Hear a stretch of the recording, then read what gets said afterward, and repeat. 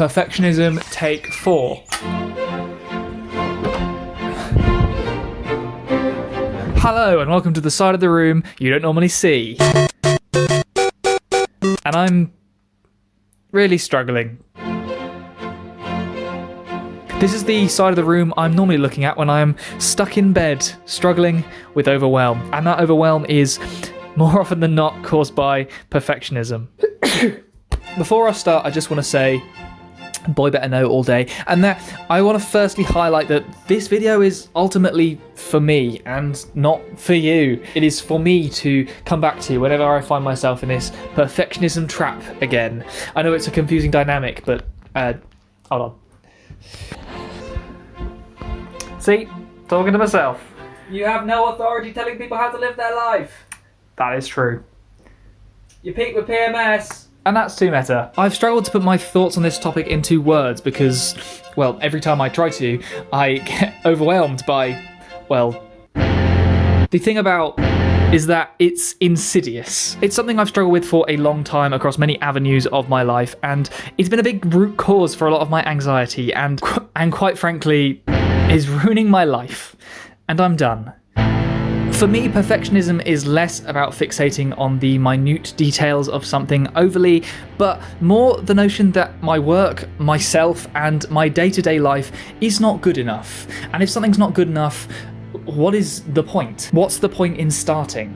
What is more perfect than a completely blank sheet of paper, really? As soon as you do something, it's going to be different from how it was in your head. And I think people are very good at forgetting how many times things get edited. Yeah, I grew up thinking perfectionism was this desirable trait. I had to fixate on things like Steve Jobs or David Fincher, otherwise I clearly didn't care enough about the things or I wasn't passionate enough. If I don't improve and fixate every step of the way, it's not good enough. It led me to get into that awful tortured artist mindset, and that's a wasteful mission for sure. You can't be an artist if you don't make art. So you're not a tortured artist, you're just tortured. You're just tortured. Some people who produce a lot of artwork as their job, where people write fantastically good novels by working office hours on them. They don't wait till inspiration comes along and it's all that. Yeah. They get to their desk at a particular time in the morning and they sit there until they've either done a certain number of hours or a certain number of words. And they do that day in, day out, and that's how they get the work done. Perfectionism has become this tight-chested sensation I get whenever I start a new endeavour. It's from a place of shame, fear that I'm not good enough, and it is probably one of my biggest day-to-day hurdles, which is saying something, considering everything right now is on fire. Do you think I got it from you guys? Or... I think it's probably a more general condition. So it's a learned habit, not like a genetic thing then? I think it's a learned habit, yes. I don't think it's genetic. Cool. There you go. Eat your heart out, Philip Larkin. This is not Mum's fault. Well, Philip Larkin and I could come to blows very easily, but there we are. People often are the things holding themselves back, and perfectionism is just one of those ways that people hold themselves back. I don't want to be held back by myself anymore. No, I don't want to be held back by myself anymore either. The trouble I have with perfectionism is what it does to me. I find myself trapped in a loop, sapped of energy to do whatever it is I'm fretting over because the energy I have goes to the stressing and the procrastination it takes to avoid these feelings. And it's habitual. I reckon more than half of the time spent on my passion projects is spent on worrying and delaying. And all this delaying doesn't exactly help, it just increases any anxiety. I get caught in a vicious cycle then. Anxious feelings causes more perfectionism, perfectionism causes more pressure, pressure causes more procrastination, and the procrastination causes more anxious feelings. I do less work knowing that me and the issue will only improve by doing more, and another stress cycle begins, and cycling is tiring. I don't even have a bike. It makes me doubt my passion, and that's a scary feeling. Really scary. I just noticed that paint splatter kind of looks like a kangaroo. I'm exhausted trying to live up to my own high standards. I'm done with how it makes me feel and how irrational and demanding and irritated I become. It makes me feel trapped. stuck in the same mindset of not enough, not enough, not good enough, not good enough, stuck in the same place and not allowed outside.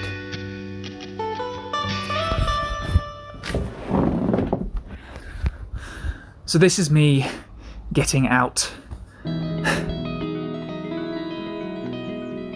When I find myself in times of trouble, Mother Mary tells me to go for a walk.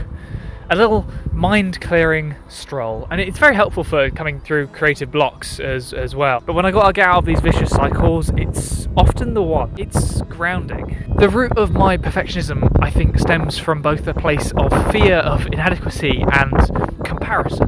Whether that be a comparison to others or a comparison of what I think I should be worth. And I forgive myself for both of those things, because ultimately they come from places of good intent. I want to be good, as good as I can be, and what's important for me to realise is that in making good stuff, more pressure, it's not the way, is it? When in motion, pressure can be really useful, but without momentum, pressure is just another force in a direction away from where I'm trying to head. Instead, I gotta forgive myself. Forgive myself for falling into the same loops that are so easy to trip into, but also forgive myself for forgetting the advice and tricks of how to get out of them. I'm human, and that's just the way it be. And that's okay. And forgiveness, that just takes the pressure off. Next thing I do and will do is something I learned last year, and that's the 70% rule.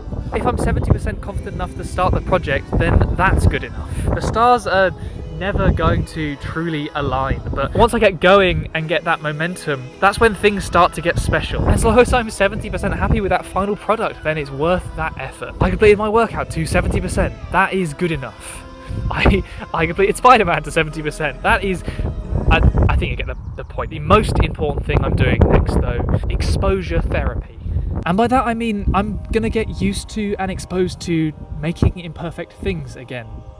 I'm gonna take some messy risks and make some mistakes publicly. And from that I'll realise that the minutiae that I've fixated on will be overlooked by many, maybe even appreciated by a few.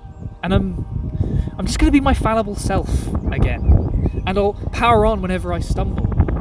But by repeating and doing that over and over, I will rebuild that momentum. I find it all so much easier when the ball is already in motion. And I'm sure that I'll drift astray, but I'll come back to it.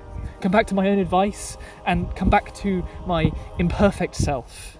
My worth is innate, and I just gotta keep coming back to that. Come back to imperfect me. I'll get there.